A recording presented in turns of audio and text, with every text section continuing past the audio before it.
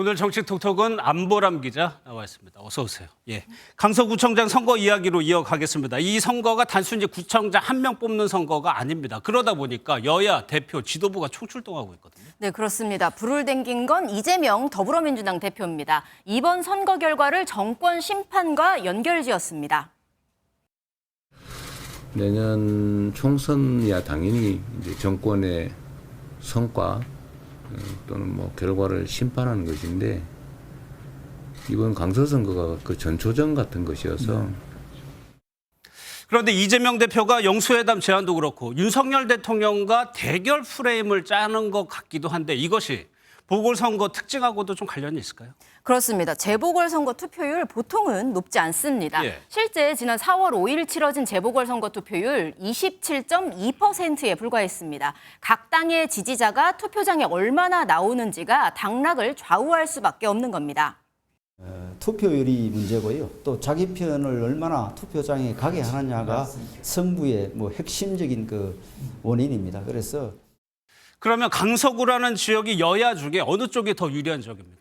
일단 국회의원만 놓고 보면 강서 지역구가 3개인데요. 모두 민주당이 차지하고 있습니다. 예. 이번 선거에서 한 표를 행사할 유권자 50만 603명으로 확정됐는데 연령대로 보면 30대, 40대, 50대 순으로 많습니다. 여론조사에서 민주당에 대한 지지가 높은 연령대입니다. 그러면 이걸로만 보면 민주당이 일단 유리해 보이지만 만약에 진다면 그 타격은 더 큰 거잖아요. 그렇습니다. 민주당 측에서는 이길 수밖에 없는 선거다 이렇게 말하면서도 긴장감을 늦추지 못하는 모습입니다. 반대로 국민의힘에선 해볼만 하다 하면서도 너무 의미를 부여할 필요가 없다 이렇게 의미를 축소하는 분위기가 있습니다. 하지만 이미 판은 커졌고 결과에 따라 지는 쪽은 지도부 책임론이 불거질 수밖에 없습니다. 예, 안 기자 얘기대로 이미 판이 커지다 보니까 현장에서는 좀 불미스러운 일도 벌어지고 있어요.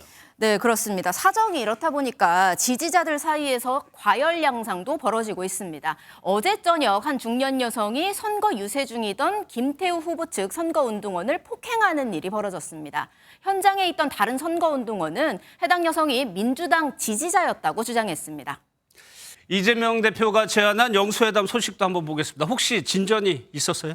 네, 이재명 대표 제안, 정쟁을 멈추고 조건 없이 만나자였습니다. 예. 그런데 이를 둘러싼 정쟁만 3일째 지속됐습니다. 서로 저희를 의심하는 겁니다. 그 얘기는 각자가 정치적인 속셈이 셈법이 있다는 얘기일 수 있는데 뭐가 있을까요? 네, 국민의힘은 이 대표의 민생 영수회담 제안을 또 다른 방탄 전략이라고 규정했습니다. 아직 벗어나지 못한 이 대표의 사법 리스크에 집중된 여론을 희석하려는 얄팍한 속셈이라는 겁니다. 사심불구, 그러니까 뱀의 마음으로 부처의 입을 흉내내는 꼴이라고도 했는데요.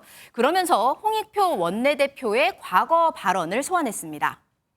대통령과 1대1로 영수회담하자는 것은 과거 권위주의 정권 시절에 제왕적 총재가 있을 때 했던 방안이기 때문에 우리로서는 그러한 방식은 아니다라고 생각을 합니다. 민주당이 여당이었을 때는 영수회담에 부정적이었네요. 네, 과거에는 대통령이 여당 대표까지 같이 했었죠. 그때랑 지금이랑 같냐 이렇게 했던 그 말을 국민의힘이 그대로 되돌려준 겁니다. 국민의힘은 지금은 떼쓰기식 영수회담보다 여야 대표 회담을 통해 민생에 대해 치열히 논의할 적기라고 주장했습니다. 의도적인 여당 대표 패싱에 대한 불쾌감도 엿보이는데요. 그러자 민주당은 곧장 이재명 대표의 민생회담 제안이 이렇게까지 벌떼처럼 달려들어 거부할 일인지 의아스럽다고 맞받았습니다. 이어 국민의힘은 민생은 보이지 않고 정쟁만 보이냐면서 다시 한번 민생회담 제안 받아들이라고 압박했습니다. 알겠습니다. 잘 들었습니다. 정치부 안보람 기자였습니다.